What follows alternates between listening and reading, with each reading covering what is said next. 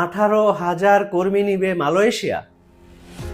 প্রিয় বন্ধুরা, অত্যন্ত সুখবর হলো মালয়েশিয়া সম্প্রতি 18,000 কর্মী নিবে বলে ঘোষণা দিয়েছে। বাংলাদেশের জন্য এটা অত্যন্ত সুখবর বন্ধুরা, কারণ বাংলাদেশের শ্রমিকদের পাঠানো রেমিটেন্সের উপর বাংলাদেশ চলে। এছাড়া আরো অন্যান্য কিছু বিষয় রয়েছে।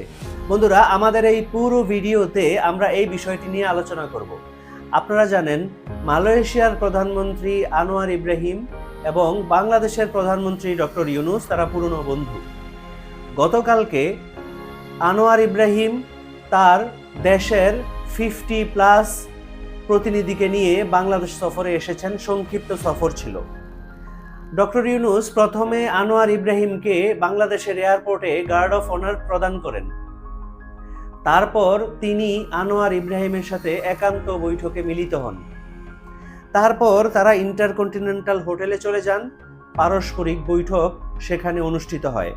বন্ধুরা, সেই বৈঠকের শেষে প্রেস ব্রিফিংয়ে আমরা জানতে পারলাম ডক্টর ইউনূস মালয়েশিয়ার সরকারের কাছে 18,000 শ্রমিক নেওয়ার বিষয়ে আবেদন করেছেন এবং মালয়েশিয়ার প্রধানমন্ত্রী আনোয়ার ইব্রাহিম বলেছেন যে প্রথমেই উনি 7,000 শ্রমিক নেবেন, পরবর্তীতে বিভিন্ন জটিলতা যেগুলি আছে সেগুলি শেষ করে এই 18,000 শ্রমিক নিয়ে যাবেন।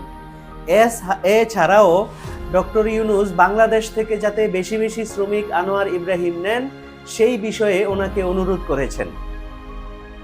এছাড়া আরো কিছু বিষয়ে দুই নেতার মধ্যে কথা হয়েছে বন্ধুরা। সেই বিষয়গুলো হলো মালয়েশিয়া কিছু কিছু বিষয়ে বাংলাদেশকে সহযোগিতা করতে পারে। সেই সহযোগিতার বিষয়গুলো কি বন্ধুরা? সহযোগিতার বিষয়গুলো হলো মানব সম্পদ উন্নয়ন, জনশক্তি রপ্তানি, এছাড়া যোগাযোগ অবকাঠামো নির্মাণ, প্রতিরক্ষা সহযোগিতা, আর্টিফিশিয়াল ইন্টেলিজেন্সে সহযোগিতা, এছাড়াও একটি ডেটা সেন্টার নির্মাণে মালয়েশিয়ার সহযোগিতা চেয়েছেন বাংলাদেশ। প্রিয় বন্ধুরা, একটা আন্তর্জাতিক মানের নেতা যদি একটা দেশের প্রধান হয় তাহলে বিভিন্ন দেশ থেকে কেমন করে সহযোগিতা পাওয়া যায় এই বৈঠক একটি অনন্য উদাহরণ হয়ে রইল।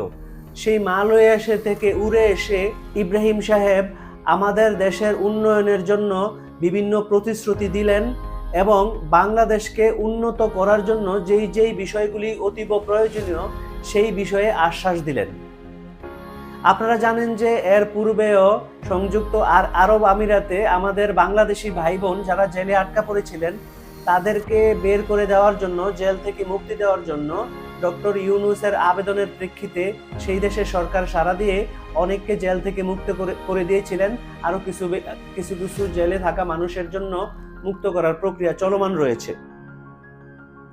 বন্ধুরা, আপনারা জানেন যে আসিয়ান নামক একটা সংগঠন আছে দক্ষিণ পূর্ব এশিয়ার জন্য। সেই সংগঠনে যেই দেশগুলি আছে সেই দেশগুলির মধ্যে মালয়েশিয়া অন্যতম। বাংলাদেশ যদিও সেই দেশে প্রবেশ করতে চায়, কিন্তু সেই দেশে প্রবেশ করা বাংলাদেশের জন্য কঠিন হবে। তবে একটা বিষয় হচ্ছে যে সেক্টরাল ডায়ালগ পার্টনার হিসেবে মালয়েশিয়ার কাছে সহযোগিতা চেয়েছেন বাংলাদেশ, যাতে এই উপায়ে ওই বৈঠকের কিছু একটা অংশে বাংলাদেশ অংশগ্রহণ করতে পারে। বন্ধুরা, আপনারা জানেন যে 2005 সালে যে বৈঠক অনুষ্ঠিত হবে আসিয়ানের, সেই বৈঠকে মালয়েশিয়া আসিয়ানের সভাপতি হইতে চাইবেন। এই প্রক্রিয়া চলমান আছে। সভাপতি হওয়ার যে পদপ্রার্থী মালয়েশিয়া, সেই বিষয়ে মালয়েশিয়াকে বাংলাদেশ সরকার স্বাগতম জানিয়েছেন। মালয়েশিয়ার জন্য সভাপতি হওয়ার পথ যাতে সুগম হয় এই বিষয়ে ওনার বক্তব্য প্রদান করেছেন।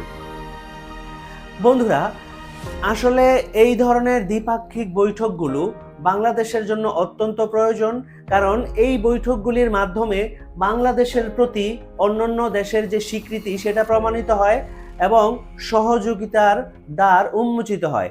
বন্ধুরা, এই রকম ভাবে বাংলাদেশ থেকে যদি মালয়েশিয়া, সৌদি আরব, সংযুক্ত আরব আমিরাত বাংলাদেশ থেকে শ্রমিক, দক্ষ অদক্ষ কর্মী নেওয়া শুরু করেন এবং এই প্রক্রিয়াটা রেগুলার বেসিসে চলতে থাকে ঝামেলা ছাড়া। আপনারা জানেন যে নানা রকম ঝামেলা হয় মালয়েশিয়ান মার্কেট নিয়ে। এই ঝামেলাগুলি ছাড়া যদি সহজে কম খরচে বাংলাদেশ থেকে শ্রমিক মালয়েশিয়া, সৌদি আরব, সিঙ্গাপুর, থাইল্যান্ড এছাড়া অন্যান্য বিভিন্ন দেশে যদি যেতে পারে তাহলে বাংলাদেশের অর্থনীতির জন্য খুবই ভালো।